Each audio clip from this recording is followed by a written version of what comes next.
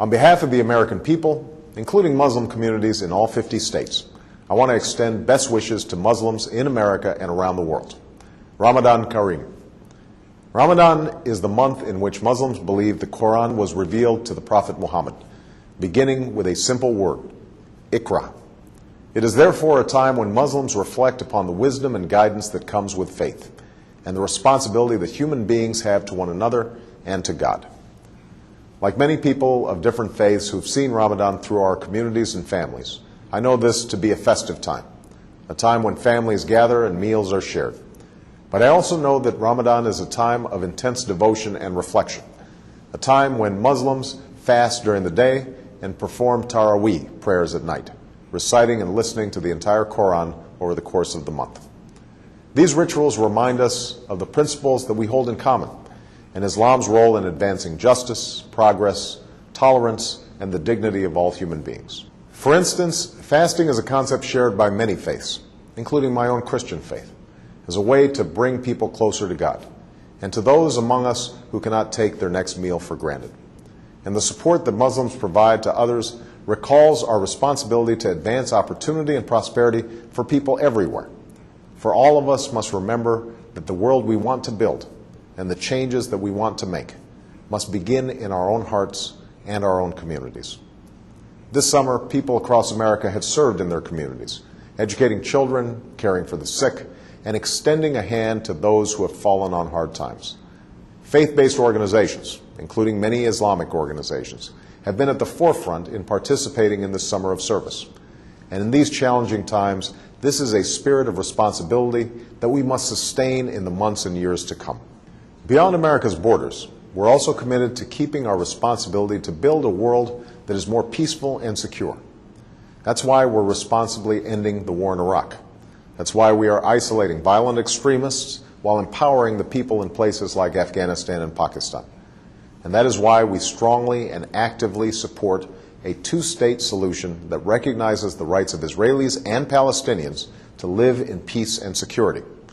That's also why America will always stand for the universal rights of all people to speak their mind, practice their religion, contribute fully to their society, and to have confidence in the rule of law.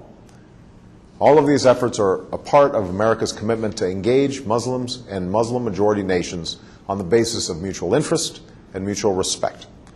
And at this time of renewal, I want to reiterate my commitment to a new beginning between America and Muslims around the world. As I said in Cairo, this new beginning must be borne out in a sustained effort to listen to each other, to learn from each other, to respect one another, and to seek common ground. I believe an important part of this is listening. And in the last 2 months, American embassies around the world have reached out not just to governments, but directly to people in Muslim-majority countries. And from around the world, we have received an outpouring of feedback about how America can be a partner on behalf of people's aspirations. We have listened. And like you, we are focused on pursuing concrete actions that will make a difference over time, both in terms of the political and security issues that I've discussed, and in the areas that you have told us will make the most difference in people's lives. These consultations are helping us implement the partnerships that I called for in Cairo, to expand education exchange programs, to foster entrepreneurship and create jobs, and to increase collaboration on science and technology while supporting literacy and vocational learning. We're also moving forward in partnering with the OIC and the OIC member states to eradicate polio, while working closely with the international community to confront the common health challenges like H1N1, which I know is of particular concern to many Muslims preparing for the Hajj.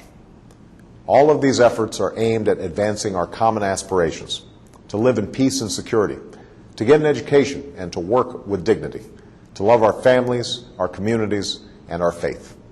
It will take time and patient effort. We cannot change things overnight, but we can honestly resolve to do what must be done while setting off in a new direction toward the destination that we seek for ourselves and for our children. That is the journey that we must travel together.